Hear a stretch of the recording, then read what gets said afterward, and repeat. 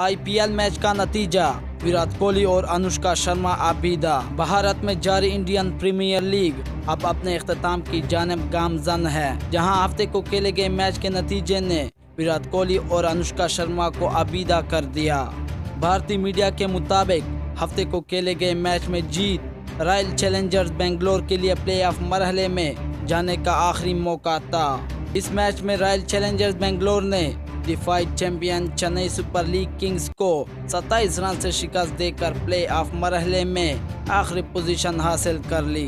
Match का नतीजा आते ही विराट कोहली और इनके अहलिया अनुष्का शर्मा खुशी में अपने जज्बात पर काबू ना रख सके और दोनों को मुख्तलिफ वीडियोज में आबीदा देखा गया। इस मौके पर विराट कोहली की टीम रॉयल चैलेंजर्स बेंगलोर के मद्दाह भी इंतहाई खुश थे। विराट कोहली और अनुष्का शर्मा की तस्वीर और वीडियोस को भी इनकी मद्दाह सोशल मीडिया पर बहुत पसंद कर रहे हैं।